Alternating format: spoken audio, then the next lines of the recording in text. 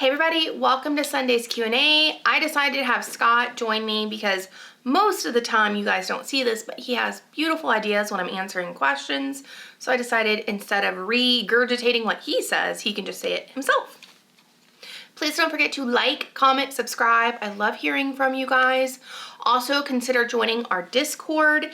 If you want to join, you just go to the carnivoreisme.com website. You can go to the Join the Community tab. There are instructions on how to learn how to use Discord and the link to get to our server if you've never used the program before. Our first question today is from Linda. She said she has about 90 pounds to lose and she's just kind of sitting back and watching. So she said, here's a scenario. You've, or anyone else, reached their healthy weight, all is good at this point. Do you have plans to introduce carbs back into your diet? I don't mean bread, starches, more like veggies and minimal amount of fruit. I really struggle with a voice in my head that says to me, I can stick to this on the duration of the weight loss phase, but I cannot imagine not ever having a piece of bread or fruit for the rest of my life. Is that even realistic? Yes. Personally, for me, I still have a long way to go. But here's the thing. It is a very individualistic journey. Down the road, once I get wherever I'm headed for, I probably will add intermittently maybe some vegetables or fruit back into my diet, but it really is going to depend on what my body can tolerate. I have autoimmune issues, so it's going to vary. You might do well doing carnivore for this and eventually transitioning into ketovore. The beautiful thing about this diet is it really makes us focus on why we got where we got. It isolates all the sugars out, so we have to really think about the impact on our bodies. And I think down the road, it really is safe if someone can tolerate it to add a little bit back in. My goal is going to be 95% carnivore for the rest of my life. I will have at some point a piece of cake. Probably not for a while, but I'm never not going to have another piece. Am I ever going to go back to what I was? No way in heck. What do you think? Well, Linda, the one thing that occurred to me when Amanda was talking was one of the things she had to struggle with about carnivore initially was what is more restrictive? Being 360 pounds, not being able to go anywhere or do anything, support the household, walk the dogs, need to have a walker just to go 2 minutes, or being just restricted to meat and fat. So I think you have to ask yourself, is your 90 pounds more restrictive, or is eating steak more restrictive? Now, to Amanda's point, like, is she never going to have cake again? You know, for my birthday, we just had my 50th birthday, and I wanted a nice juicy burger from Cheesecake Factory.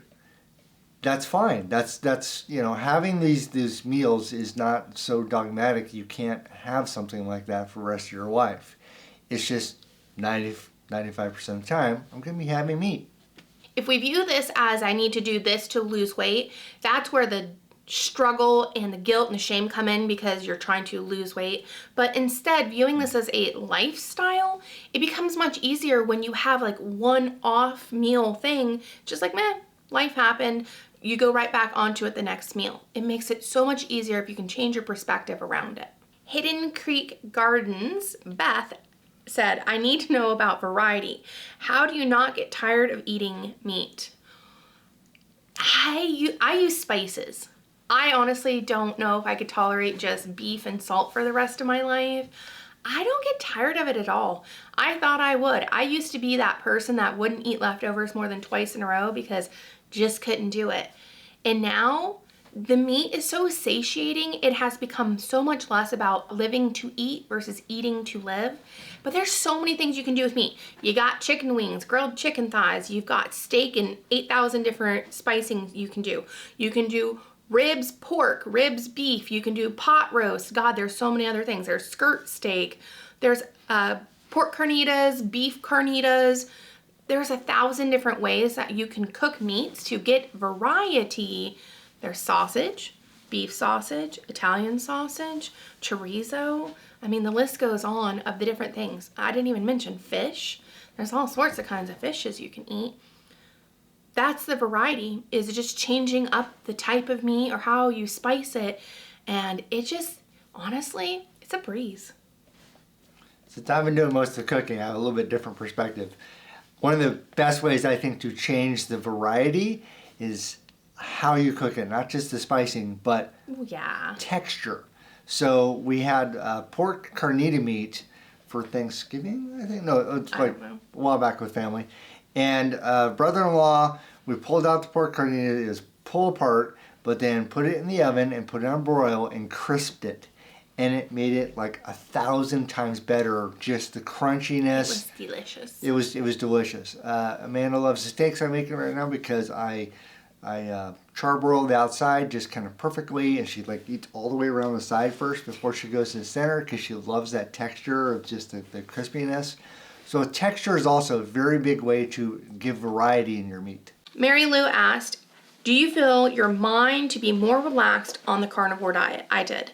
Yes, I used to have excruciatingly high levels of anxiety to the point I was becoming a hermit, and I did not leave the house for months at a time because of my anxiety level, the stress. My brain literally tried to think of every which scenario that might happen when I went somewhere. And if you've done this, you know, it is exhausting, and there's only so much our human brains can think of. I don't have that anymore. I don't stress about when we go places. I feel very relaxed. It's not that I don't have stressors still, because life in itself is a stressor, but I feel like I deal with things 1,000 times better, and I don't perseverate, so that thoughts don't just keep repeating in my head like a rat on a wheel that I can't get off. All of that stopped since I've done carnivore. So I would actually point out that for me, as Amanda said, her stress was everywhere, everything. As such, I avoided talking about entire subjects like how our budget's doing, or what's going on in the world, or errands I need to do, or what's going on with the dogs, because I didn't want to stress her in any way, because then she wanted to eat bad. And that is all gone now. Now I can have real conversations, we can deal with problems, we have so much more forward thinking in what we're doing, and I don't have to walk on eggshells worrying about her stress levels. But what about you? Do you feel mentally more at peace? Yes, because that aspect was like, what's going to stress her out? I'm so much more at peace. I am so much more at peace of like what we eat and like planning ahead. I don't have to worry about it. I have to worry about what's going on in like our life in general, because I can address it and talk to Amanda and we can work through it, because that gives me stress. That my biggest stress was her. Becky asked me if I found a regular fat protein ratio that works for me. I actually have. I found lately, since I've been tracking everything I've been eating, 60-40 is spot on. I don't feel like I have to stress about how much butter I'm eating or not eating. I don't have to like add gobs of fat to my meals. I can easily get 60-40 in. I feel great. I don't feel tired. The day that Scott and I did all the mulch was a few days ago. We went probably till 5 o'clock and ate nothing until about 5. I did fine. I don't feel any of the fatigue. I think I kind of hover between 60-40 and 70-30, and that seems to be my sweet spot. He doesn't know because he doesn't track his stuff. However, I will say he probably is aiming for 70-30 because he's the cheese monster and he eats a lot of fat and cheese. I saved the longest one for last. Argento Rars asked actually a handful of questions, so we'll just kind of go through them systematically. Love your story on that Brit guy that lives in Tokyo. I was wondering, what exactly do you eat or eat now and then 6 months? I mean, I eat meat and cheese and stuff, and you can find those in my daily what I ate videos, but what I ate previously was literally cake, fast food, burgers, fries, ranch, fried chicken stuff, things like the standard American diet of vegetable oils, fast food, restaurant food. That is what I ate. So did this one here too. Well, he didn't eat the cake like I did, but he did Burgers. donuts. And donuts. Donuts are my Yeah. different version of cake. Okay. Also, what kind of exercise were you doing? I was exercising the chair to keep it in place so it didn't float away. That's the exercise I was doing. I was just holding my chair down. So none. Nilch, not a zip, nothing. There's the 12-ounce curl, and then there's like the half-ounce mouse move. So you were doing the mouse move. That's about it. Yeah, I was moving my mouse around on the computer. I think the closest thing to exercise would be forcing myself to walk up the flight of stairs in our house. But now, yesterday, I walked 3 miles. We're walking about 2 miles, if not some more, pretty much every single day. 8 cubic yards of mulch. Yeah. So, yeah, a lot more activity. Doing daily stuff, stairs, vacuuming, everything. We've been doing some weightlifting, although we've held off for the past little bit because I've had some flare up in my shoulder joints. But we'll start back on that soon. What kind of butter and bacon do we do? We have whatever Costco's butter is. I do not like Kerrygold's butter. It tastes bleh to me.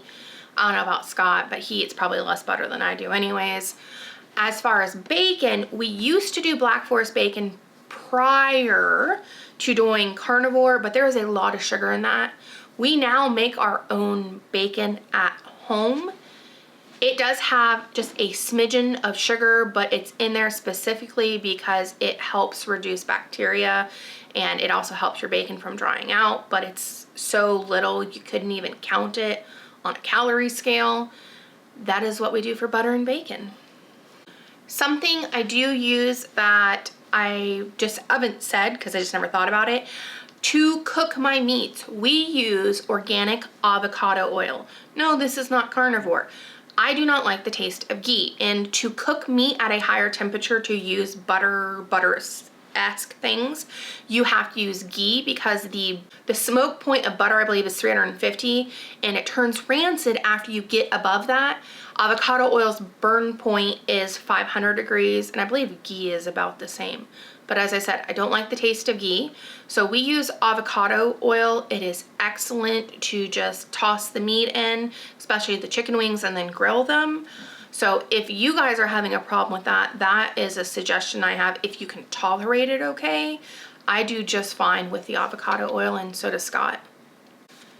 On that subject too, I want to mention avocado oil is very, very neutral. I cannot taste it on my food. Like ghee, the taste is terrible for me. So another suggestion, if you have like a adverse taste to ghee, but you want something, avocado oil, the best. Thank you guys so much for joining us. I appreciate every single one of you, and I'll talk to you guys soon. Bye-bye. Bye. Okay, yes. We can see who the dogs really love. Now we make our own butter. We make our own butter. I'm like, with the churning of the butter. Just put